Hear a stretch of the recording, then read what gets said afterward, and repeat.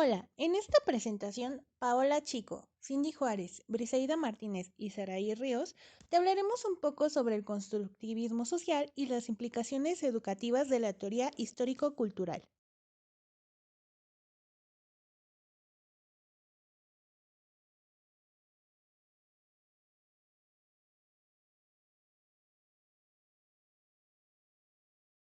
Comencemos.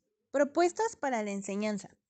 Muchas de las propuestas para la enseñanza se fundamentan en la perspectiva vygotsquiana y la creación de zonas de desarrollo próximo o ZDP, con los alumnos para determinados dominios de conocimiento. Recordemos que cuando hablamos del término zona de desarrollo próximo, nos referimos a la diferencia entre el nivel de desarrollo real y el nivel de desarrollo potencial, el cual dependerá de la colaboración o guía de aprendizaje.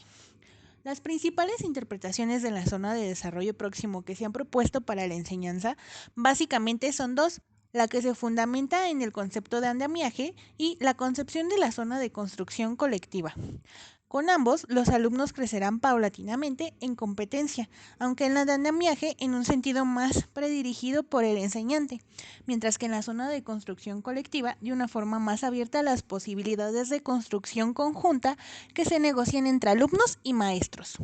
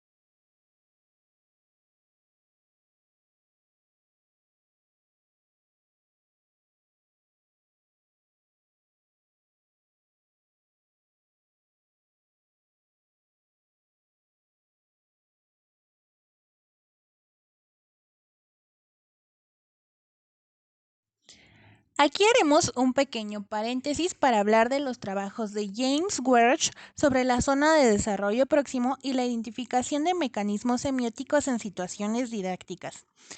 Su unidad de análisis de la perspectiva sociocultural es la acción mediada, ya que explica que los seres humanos interactuamos con los demás utilizando una serie de mediadores, ya sea de conducta o de habla. Además, identifica como elemento central el proceso de redefinición y negociación de la situación entre el enseñante y el aprendiz. En sus trabajos sobre relaciones didácticas entre el enseñante, el cual generalmente es madre, y aprendices, el cual generalmente es niños, Welch identifica cuatro niveles de intersubjetividad en este proceso. Nivel inicial. En él hay una ausencia de procesos comunicativos entre la enseñanza y aprendiz debido a las diferencias de la definición de la tarea. Un ejemplo de ello sería que el enseñante le pidiera al niño dibujar un círculo y él dibuja un óvalo. El segundo nivel, hay una tendencia de participación, el aprendiz en la tarea, a pesar de existir una comprensión limitada de los fines de la tarea, la cual no coincide completamente con la del enseñante. En este ejemplo, el aprendiz vuelve a intentar hacer un círculo sin entender cuál es la diferencia entre ambas figuras, ya que son redondas. En un tercer nivel, se tendría que entender la definición de la tarea y los objetivos que persigue el enseñante y la solución por parte del aprendiz sin dificultad. En este punto, en el ejemplo, el aprendiz reconocería cuáles las diferencias entre ambas figuras y se esforzaría por realizar el círculo. Y el cuarto nivel o nivel superior es en el que la participación en la solución de la tarea llega a ser autorregulada con el aprendiz. En el ejemplo que seguimos, basta con que se le diga al alumno que realiza un círculo para que realice la acción sin ayuda alguna.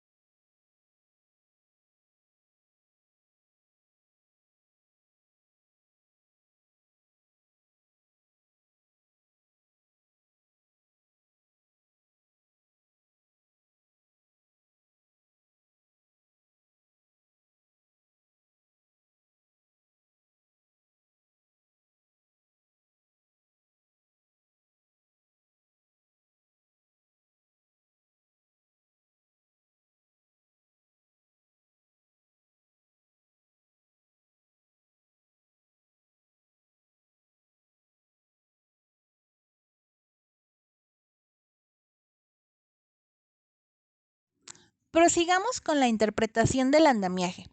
El andamiaje es un proceso en el que el aprendiz llega a conocer o dominar los contenidos que el enseñante le propone. El experto o enseñante crea un sistema estructurado de ayudas o apoyos para guiar el manejo de los aprendizajes por parte del alumno o novato, a través de un proceso interactivo y dialógico. El andamiaje debe asumir algunas características esenciales. Primero, debe ajustarse a las necesidades del aprendizaje del alumno. El enseñante proveerá apoyos ajustados al nivel de competencia inicial y progresiva que demuestren los alumnos. En segundo término, debe ser transitorio o temporal. El andamiaje no puede ser permanente, sino que debe removerse una vez que demuestre que los alumnos ya no lo requieran. Y por tercer punto, debe ser explicitado, es decir, visible y audible y tematizable. El alumno debe tomar conciencia de que la realización y mejora de sus aprendizajes ha sido por parte de asistencias y apoyos recibidos.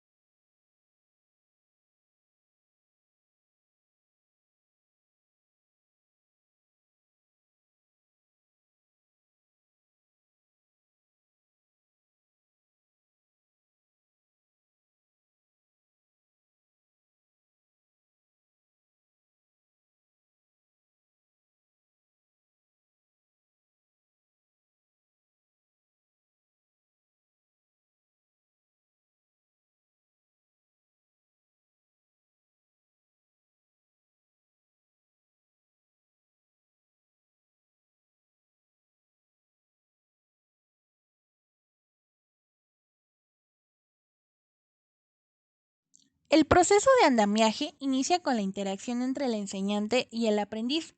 En esta fase, la actuación del profesor es principalmente directivo o orientativo, ya que toma la iniciativa sobre los contenidos. Con el paso del tiempo y una vez que se ha logrado construir en los alumnos un sistema de mecanismos de intercambio dialógico apropiados para negociar las ideas, el profesor irá comenzando a ceder protagonismo a los alumnos. Cuando el profesor se percate que los alumnos vayan logrando un manejo cada vez más autónomo y más autorregulado de los contenidos, removerá el andamiaje.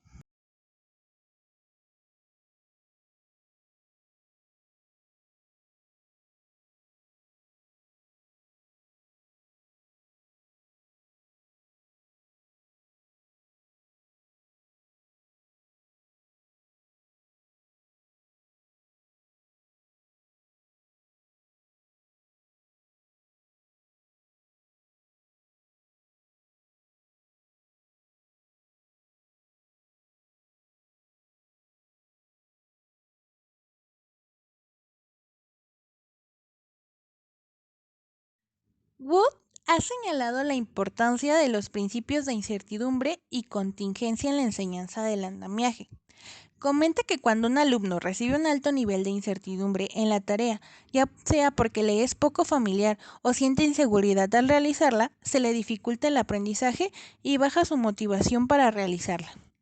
En estos casos, la labor docente es reducir la incertidumbre por medio de apoyos, ayudando a comprender o definir la tarea. Wood ha puesto 5 niveles de control que se asocian con los diferentes tipos de ayuda. En el nivel 0 se tiene bajo control del enseñante, es decir, que no provee ningún tipo de ayuda. En el nivel 1 se utilizan sugerencias verbales generales. Por ejemplo, ¿qué podrías hacer aquí para cambiar esto? En el nivel 2 se hacen sugerencias verbales concretas. Por ejemplo, aquí podrías utilizar el equipo de cómputo. En el nivel 3 se indican los materiales. Por ejemplo, ¿por qué no usas la regla para hacer mejor tus gráficas? En el nivel 4 se preparan los materiales. Se selecciona y se dispone todos los materiales para el alumno al realizar la actividad. Y en el nivel 5, donde hay alto control del enseñante, se hace una demostración de los instrumentos a aprender para que el alumno sea capaz de replicarlo.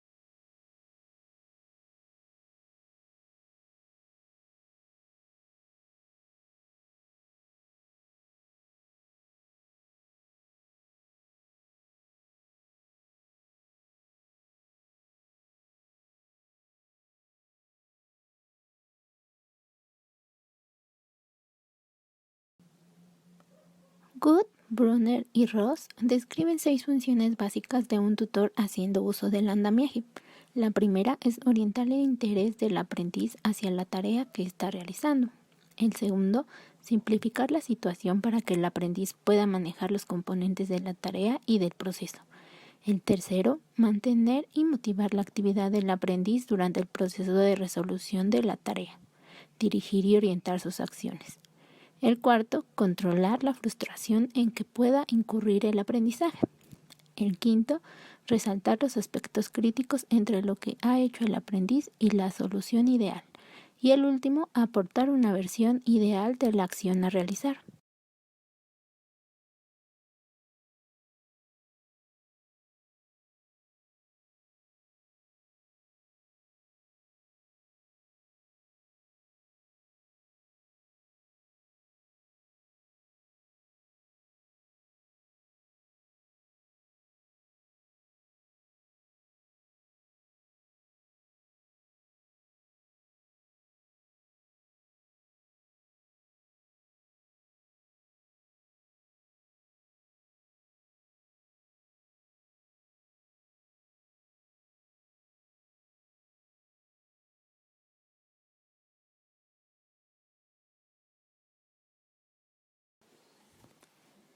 El contexto del apprenticeship.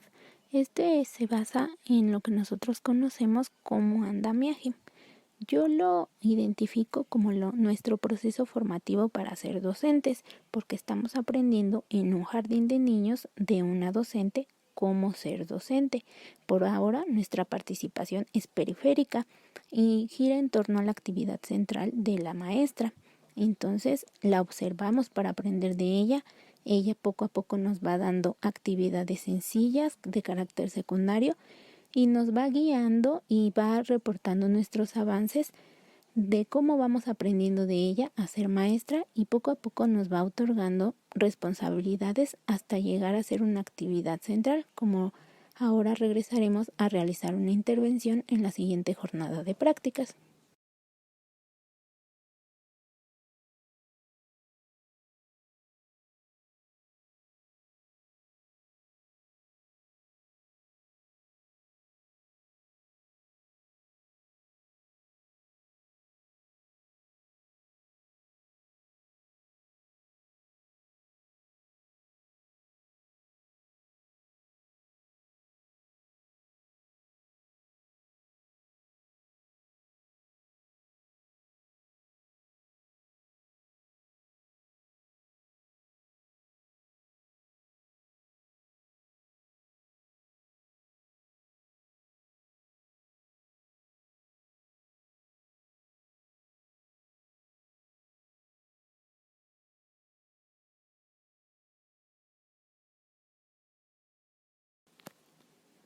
Comunidades de practicantes y participación de los aprendices.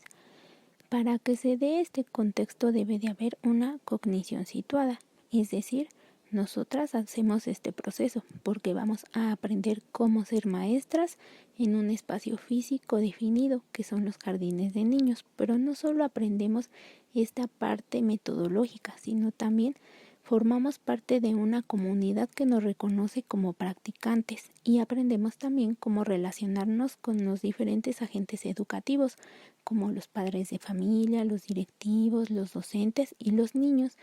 Entonces se da un aprendizaje genuino.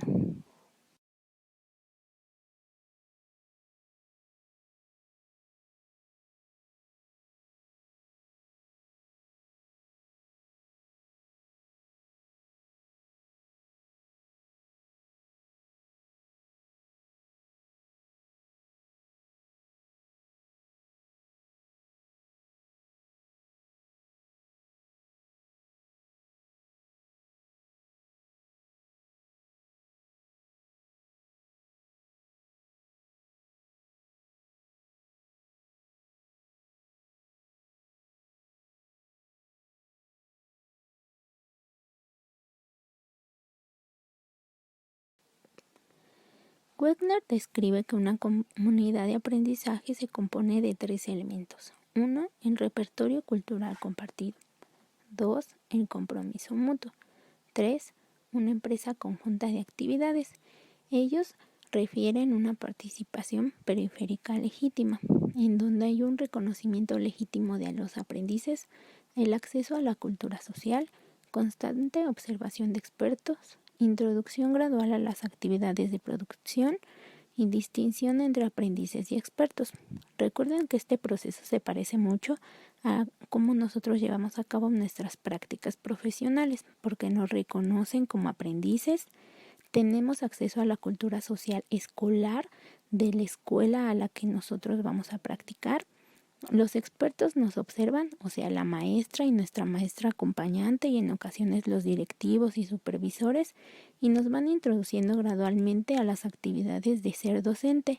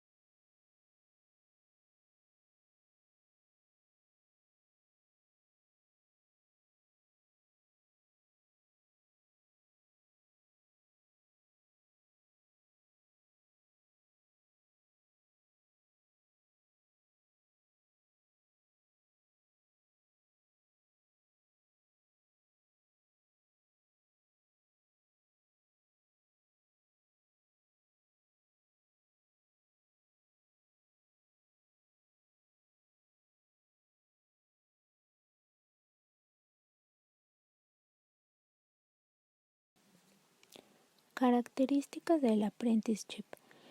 Este no es un proceso que se da bajo una improvisación. Para que haya un aprendizaje bajo estas características debe de ser legítimo y los expertos deben de guiarnos para poder aprender. Entonces, las actividades que deben ser propuestas han de ser estructuradas, contextualizadas, que propicien conocimientos auténticos y situaciones naturales. Es por eso que nosotras vamos a practicar a un jardín de niños en un contexto normal con las condiciones que cada jardín de niños nos ofrezca.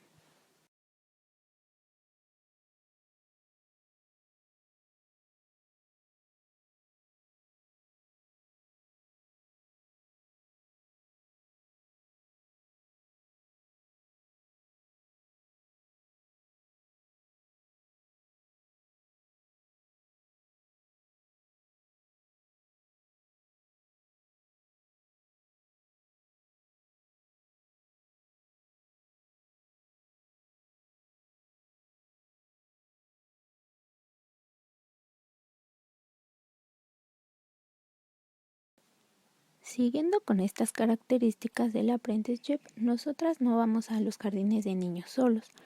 Hay un modelamiento, es decir, la maestra titular que nos fue asignada nos modela cómo ser maestros. Después, el coacheo o entrenamiento nos los da ella o también nuestros docentes que tenemos en la escuela o nuestro docente acompañante. Y poco a poco nos van retirando la ayuda. Por eso en los últimos semestres de la carrera nosotras vamos a intervenir ya con un grupo toda la semana. Este modelamiento y estas oportunidades de supervisión son muy importantes porque van afinando nuestra ejecución para que cada vez sea más independiente. Nuestra interacción social y construcción social del conocimiento es contextualizado y es una experiencia en sí misma que nos va a dejar un aprendizaje para todo nuestro futuro profesional.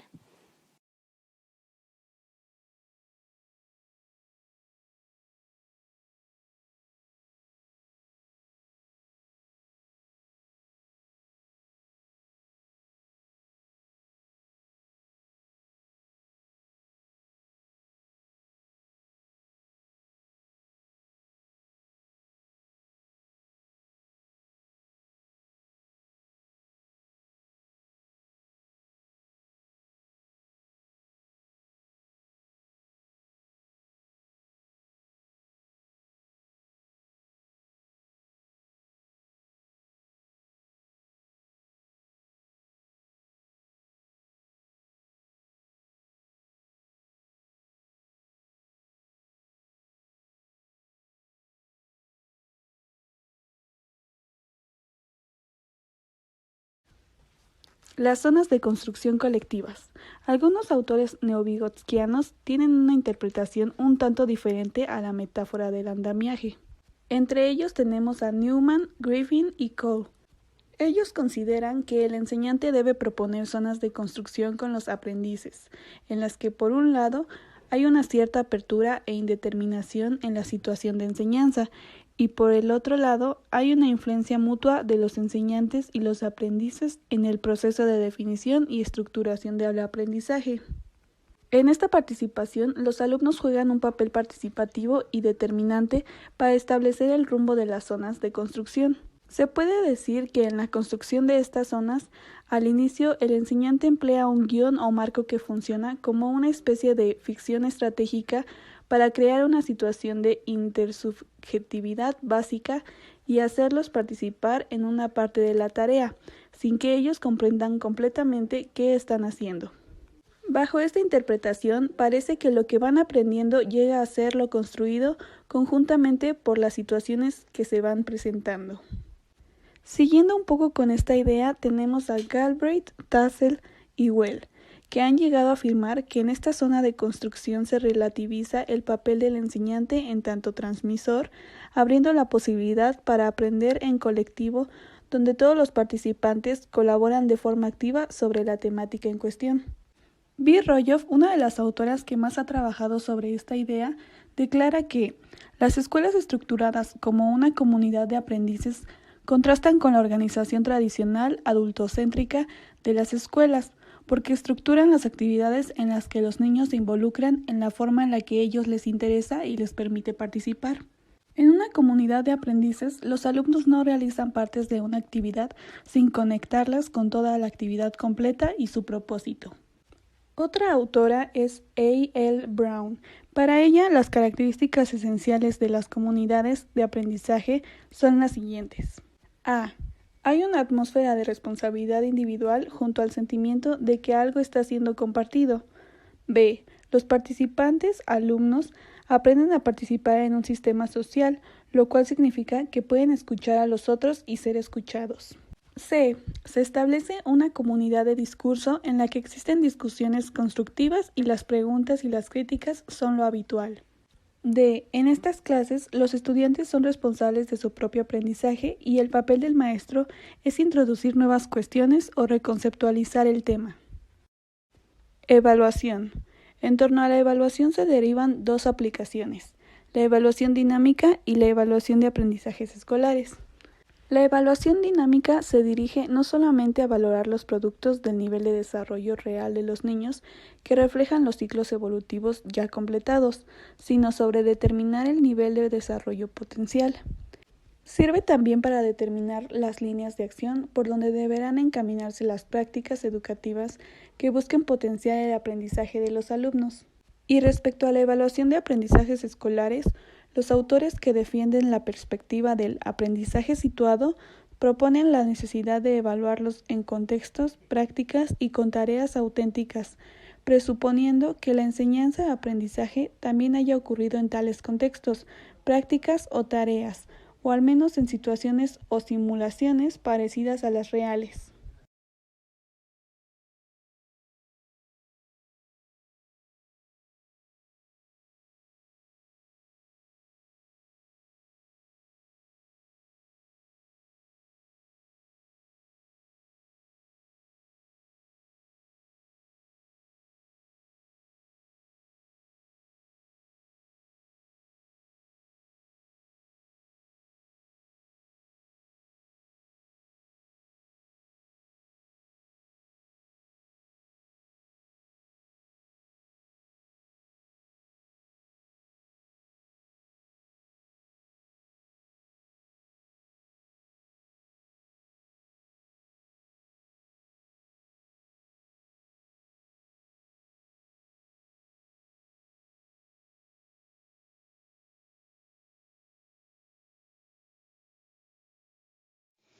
El constructivismo social nos habla donde se crean las zonas de construcción, la evaluación de la ejecución independiente, también de los cambios de la apropiación y dominio de los instrumentos mediacionales, como por ejemplo la escritura, cuando los niños participan en actividades cooperativas novedosas. Esto nos habla de experiencias pedagógicas o de líneas de investigación que han jugado un papel central en todo. También nos habla de la enseñanza de la lectura y escritura, donde el campo de la enseñanza se ha visto poderosamente enriquecido por este gran paradigma. Las brillantes ideas e intuiciones de Vygotsky en este dominio han sido retomados en forma creativa por varios investigadores, que ellos mismos toman en cuenta toda la innovación varias propuestas para la enseñanza de la lectoescritura, tales como el programa de Katzen y colegas de recuperación de la lectura, así como las realizadas por el grupo de Au y otros en el programa de Kakegema.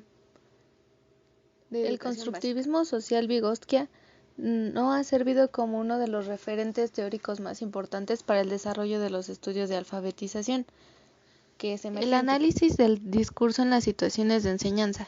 Otra línea de trabajo con importantes implicaciones educativas es la que se refiere al estudio de discurso en las situaciones de enseñanza y su papel en la construcción de significados compartidos sobre los saberes curriculares. Sin lugar a dudas, la continuación de esta línea, que ya ha demostrado su potencialidad explicativo, redundará en valiosas contribuciones para el análisis de la práctica docente y para el desarrollo de propuestas de formación docente en situaciones futuras.